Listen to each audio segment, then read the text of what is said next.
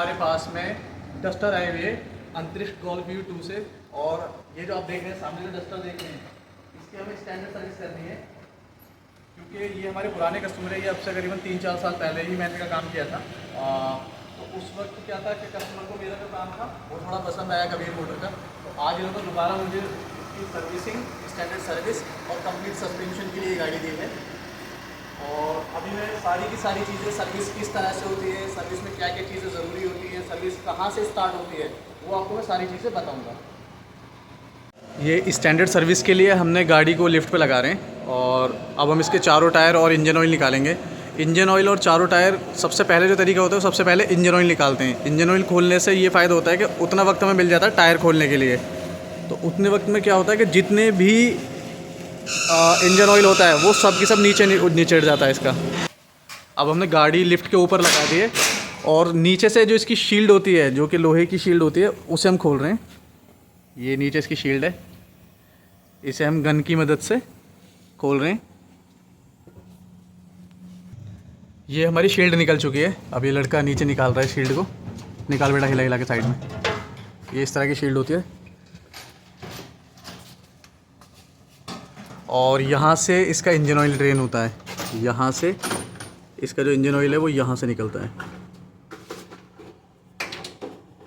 और इसके अंदर 8 की चकोर गोटी वो इसके अंदर यूज़ होती है, जिससे कि ये हमारा जो नट है ये खुलता है। ये गियर ऑयल में भी आपने देखा होगा कि जब हम गाड़ी का गियर ऑयल बदलते हैं तो बहुत सी जगह ये लगता है। ये अब इंजन ऑयल निकालेंगे इसका।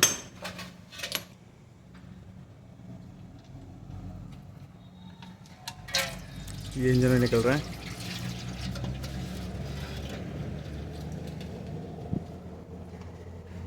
और ये जो पानी गिर रहा है, कभी भी ये गाड़ियों के नीचे जब ये पानी गिरता है तो कभी भी डरे ना, क्योंकि एसी का पानी होता है। बहुत सी दफ़ा कस्टमर मतलब सोचते हैं कि यार इतना हमारी गाड़ी के नीचे पानी क्यों गिर रहा है, तो ये एसी का पानी होता है। अपने घर वाले एसी देखें जिसमें से पानी की बूंद बूंद गिरती रहती है, सेम उसी तरह से ये पानी गिरता है। और आप देखेंगे तो देखिए यहाँ कितना पानी हो रहा है, इस तरह से पानी गिरता है।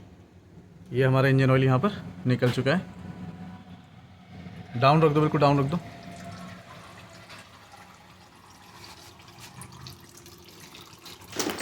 ये इस वक्त हमने इसका टायर खोलना चालू कर दिया है, जिससे कि इसके जो ब्रेक हैं उन्हें हम क्लीन कर सकें या ख़राब हैं तो उन्हें चेंज कर सकें। कभी भी जब लिफ्ट पर टायर खोल रहे हों, ख़ास करके रैनो के, डस्टर के, तो हमेशा एक बंदा पकड़ ले, क्योंकि डायरेक्ट इस पे लगा होता है। इसका जो हब है ये डायरेक्ट इस पे लगा होता है। तो बहुत सी दफ़ा क्या होता है कि ऊपर से जब हम खोलते हैं ना तो डायरेक्ट ज़मीन पे गिर जाते हैं। हम क्या करते हैं, कोई भी गाड़ी हो जब हम उसकी सर्विस करते हैं तो उसका जो ड्रेन नट होता है उस पर हम हमेशा टेफ्लॉन यूज़ करते हैं। टेफ्लॉन का सबसे बड़ा फ़ायदा ये होता है कि अगर किसी भी तरह की लीकेज या सीपेज आने वाली होगी यहाँ से, जब हम उसे यहाँ पर लगाएंगे और किसी भी तरह की लीकेज या सीपेज आने वाली होगी तो वो चांसेस बिल्कुल ज़ीरो हो जाएंगे, बिल्कुल ख़त्म हो जाएंगे।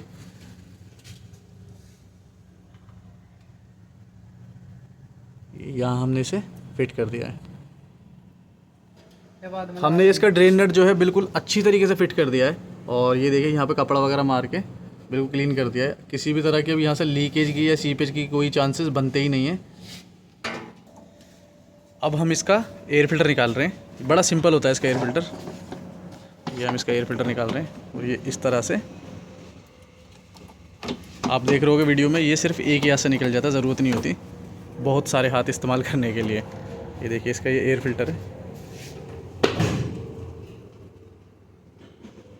ये एयर फ़िल्टर की जगह देखिए अंदर से कितनी गंदी हो रखी है। जब एयर फ़िल्टर नया डालें तो ये वाला इसका ये पैनल और ये वाला पैनल इन्हें अच्छी तरीके से क्लीन कर लें, जिससे कि जो धूल मिट्टी के जो चांसेस हों वो बहुत कम हो जाएं और जो हमारा एयर फ़िल्टर है वो ज़्यादा दिन तक चले।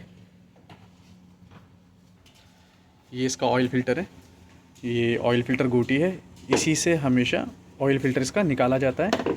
और अगर आप देखेंगे तो ये जेन्युइन ऑयल फ़िल्टर है।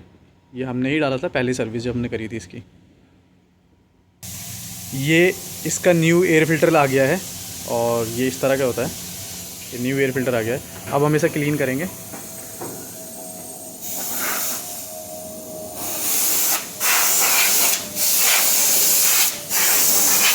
ये एयर से हम क्लीन कर रहे हैं। ये देखिए किस तरीके से कागज़ वगैरह सब चीज़ें निकल रही हैं। इसके बाद में फिर हम इसमें कपड़ा मारेंगे अंदर की साइड में।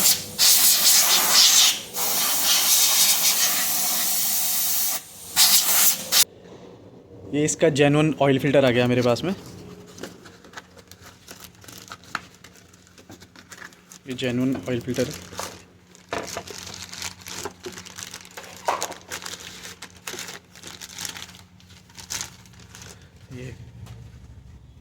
ये रेनो जेन्युइन ऑयल फ़िल्टर, और ये वाला पुराना है और ये वाला न्यू है। फिट करो बेटा। ये यहाँ पर लड़का कपड़ा मार रहा है। हमेशा याद रखें, एयर फ़िल्टर जितना अच्छा और जितना साफ़ होगा, इंजन को चलने में, सांस लेने में उतनी आसानी होगी। जितना चॉक्ड होगा, जितना ख़राब होगा, गाड़ी यहाँ पर मिसिंग करने लगेगी, इंजन के पास में दिक्कत आएगी हमेशा। ये हम इसका न्यू एयर फ़िल्टर लगा रहे हैं।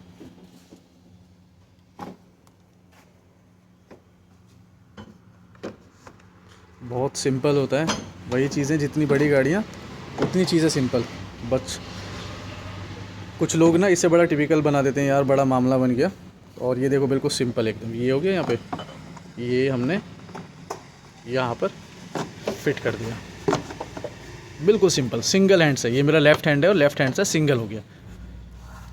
ये फिट हो गया हमारा एयर फ़िल्टर। अब इसमें टाइम हो गया इंजन ऑयल डालने का। तो मैं आपको एक छोटी सी इन्फॉर्मेशन देना चाहता हूँ। बहुत से मैकेनिक भाई परेशान हो जाते हैं, कस्टमर्स भी परेशान हो जाते हैं, कह रही ये 2 ढक्कन किस लिए हैं, क्या इसमें भी इंजन ऑयल डलता है, क्या इसमें भी डलता है, क्या दोनों में डलता है इंजन ऑयल? ऐसा कुछ भी नहीं है। हमेशा जो इंजन ऑयल जो हम फिल करते हैं वो इस ढक्कन से करते हैं, लेफ़्ट साइड का इस ढक्कन से हमेशा फिल करते हैं इंजन ऑयल को। और अब आप बोलोगे तो यार जब इसमें हम इंजन ऑयल फिल करते हैं तो ये ढक्कन किस लिए है, ये क्यों दे रखा है इसके अंदर? तो हमेशा इस ढक्कन से क्या होता है, ये जैसे नॉर्मल गाड़ियों में गेज होता है ना, तेल की क्वांटिटी नापने के लिए, ये सेम वही काम करता है। अभी देखिए मैं खोल के दिखाता हूँ आपको इसको। ये देखिए, ये निकला हमारा गेज। ये इतना लंबा होता है इस तरह से, ये हमारा गेज निकल गया यहाँ पे।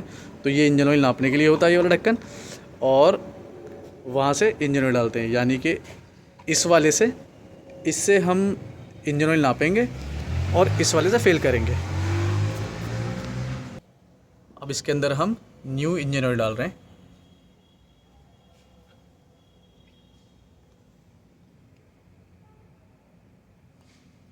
ये न्यू इंजन ऑयल डाल रहे हैं इसके अंदर।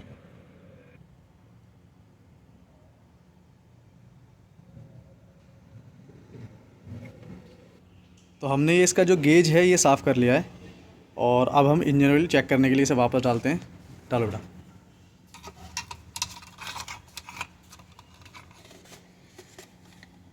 ये हमने इसे टाइट कर दिया। अब इसे हम दोबारा खोल के इसके इंजन ऑयल कितना कम है या पूरा हो चुका है, वो सारी चीज़ें हम चेक करेंगे इसकी। तो हम अगर देखें तो इसमें भी हमारा इंजन ऑयल करीबन आधा लीटर कम है। तो अभी हम इसके अंदर इंजन ऑयल और फिल करेंगे। और डालो बच्चों तेल।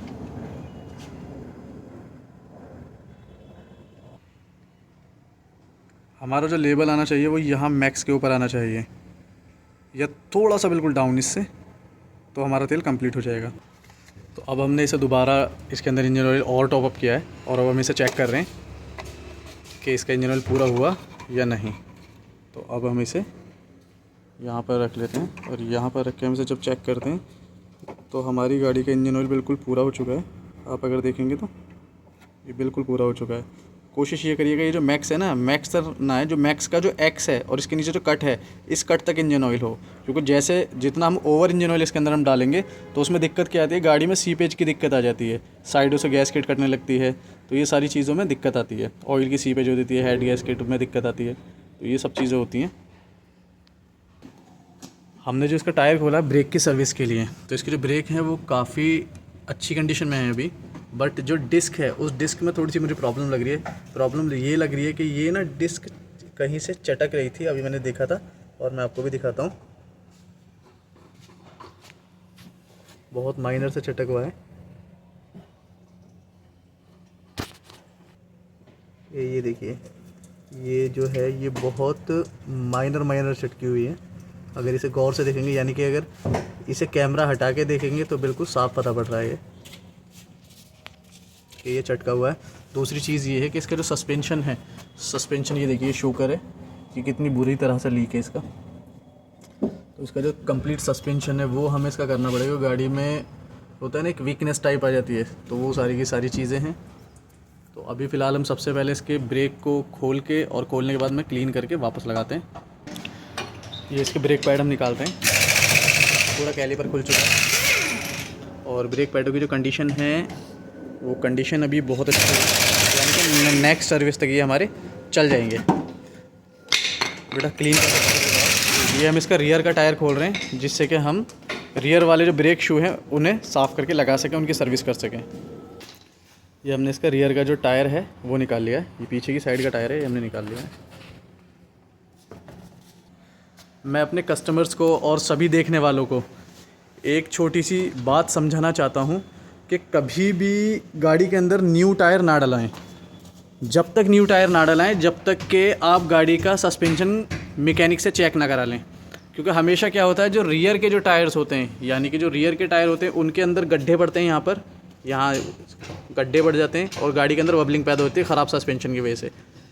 और जो फ्रंट के टायर हैं वो यहाँ से राइट से या लेफ़्ट से वो घिसने चालू हो जाते हैं। आपने बहुत गाड़ियों में देखोगे कि टायर राइट और लेफ़्ट से घिस रहा है, अलाइनमेंट वाले को दिखा रहे हैं, बट क्या है देखो हर कोई अपना काम देखता है। तो मैं आपको वही चीज़ बता रहा हूँ कि अलाइनमेंट की ज़रूरत नहीं होती। सबसे पहले सस्पेंशन चेक कराएं, अगर सस्पेंशन में ख़राबी है तो सस्पेंशन की उस ख़राबी को दूर कराएं, उसके बाद में तब टायर डलवाएं, तब फ़ायदा है। वरना आपका 20,000, 40,000, 50,000, 10,000, 5,000 ये आपका फिर ये नुकसान है। चाहे उसमें आप एक टायर डलवा रहे हैं, 4 टायर डलवा रहे हैं, तो वो आपका नुकसान है। तो हमेशा सबसे पहले सस्पेंशन चेक कराएं, उसके बाद ही टायर डलाएं।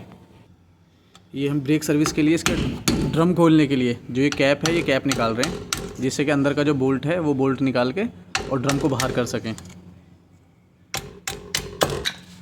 ये कैप बाहर आ गया और अब हम इसके अंदर हमने 36 नंबर की गोटी लगा दी है और 36 नंबर की गोटी से अब हम ये जो नट है ये नट खोल के बाहर करेंगे, तब ये ड्रम वापस बाहर आएगा। इसका जो नट है ये 36 का नट होता है और इसे हम खोल के बाहर कर रहे हैं। ये अब हम इसका ड्रम जो है बाहर की ओर निकाल रहे हैं। अब हम इसे क्लीन करके दोबारा फिट करेंगे।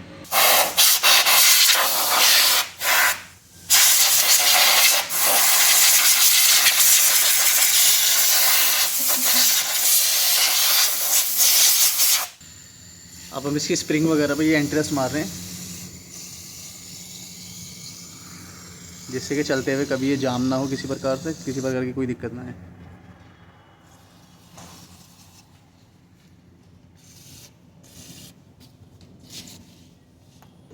ये इसके अंदर जो बैरिंग होता है ये ABS वाला बैरिंग होता है और कभी भी जब भी इसे निकालें बड़ी सावधानी के साथ निकालें, कोई टूटे ना, किसी प्रकार की कोई किनारी झड़े ना।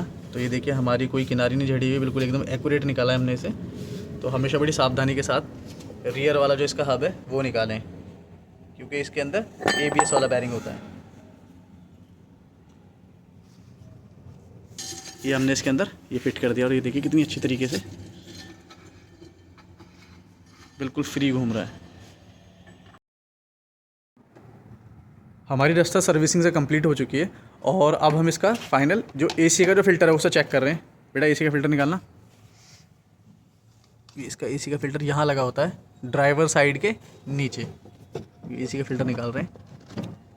तो ये जो AC का फ़िल्टर है ये काफ़ी गंदी और ख़राब कंडीशन में है, तो हम इसे चेंज करेंगे। ये इसका हम AC का फ़िल्टर डाल रहे हैं। ये ओल्ड है, ये न्यू है। लगाओ बेटा। और इसी के साथ हमारी गाड़ी मैकेनिकल से बिल्कुल कंप्लीट हो चुकी है। अब इसकी लास्ट जो चीज़ रह गई है वो है इसकी फॉर्म वॉश होती है हमारी गाड़ी कंप्लीट। ये सर सस्पेंशन खोलना चालू कर दिया, ये देखिए ये लड़का सस्पेंशन खोल रहा है गाड़ी का। ये सर सस्पेंशन खुल गया है।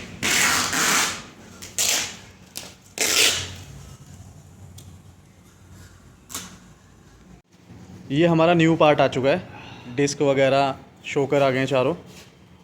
और मैं आपको बताता हूँ सही और ख़राब शोकरों की पहचान कैसे होती है। बेटा पुराना वाला शोकर उठा। दबाओ इसे अंदर, छोड़ दो। ये देखिए ये ख़राब हो चुका है, ये ऊपर नहीं आ रहा। अब सेकंड वाला उठा के ऐसे ही करो, फेंक दो इसे, फेंक दो। ये सेकंड वाला हम शोकर दबा रहे हैं, ये पूरा दबा दिया, ये ऊपर नहीं आ रहा, फेंक दो। ये दोनों शोकर डेड हो चुके हैं क्योंकि वापस नहीं आ रहे। अब हम अपने न्यू शोकर उठाते हैं।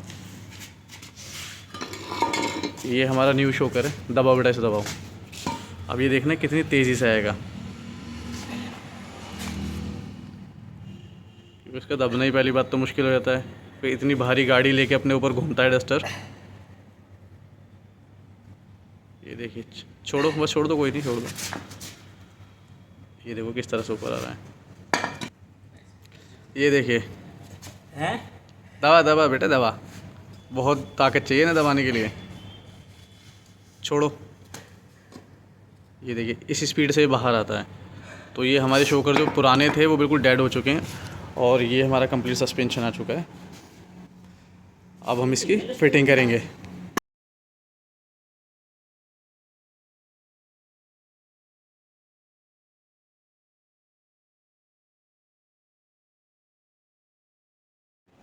जैसे कि आप देख सकते हैं कि हमारी डस्टर बिल्कुल कंप्लीट तैयार हो चुकी है। इसका हमने सस्पेंशन कंप्लीट किया है और कंप्लीट इसकी स्टैंडर्ड सर्विस की है। अब वॉशिंग वगैरह से हमारी गाड़ी बिल्कुल कंप्लीट है।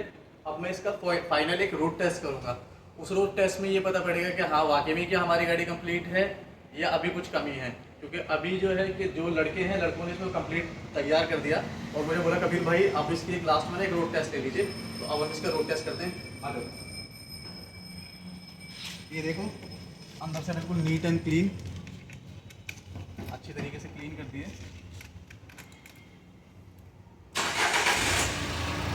बढ़िया नॉइज़। अब गाड़ी सस्पेंशन होने के बाद ना काफ़ी अप भी लग रही है मुझे। पहले जब मैं बैठा था तो एकदम डाउन हो रखा था। दूसरी चीज़ ये, एक चीज़ और मैं आपको बताता हूँ, इसमें क्या था कि ये गाड़ी ना पहले हिलाने से बहुत हिल रही थी और अब किसी तरीके से जब मैं काफ़ी जान भी लगा रहा हूँ इसके अंदर, तो काफ़ी जान लगाने के बाद भी मतलब उस तरीके से हिल नहीं रही, पहले हिल रही थी। मैं आपको इसका रोड टेस्ट करके दिखाता हूँ गाड़ी हमारी क्या कहती है। रोड टेस्ट के लिए बैठ गए इसके अंदर और इसका जो किलोमीटर है वो है हमारा 57,054 किलोमीटर हमारी गाड़ी चल चुकी है। और अंदर से आप देख सकते हैं सर्विसिंग के बाद में कितनी अच्छी तरीके से क्लीनिंग वगैरह सब कुछ एकदम अच्छे से, वैक्यूमिंग, ये सिर्फ हमने वॉशिंग की है और वॉशिंग से अंदर वैक्यूमिंग वगैरह, डैशबोर्ड पॉलिशिंग वगैरह ये सारा कंप्लीट किया है। अब हम गाड़ी को बाहर निकालते हैं वर्कशॉप से। गाड़ी में वर्कशॉप से बाहर निकाल रहा हूँ।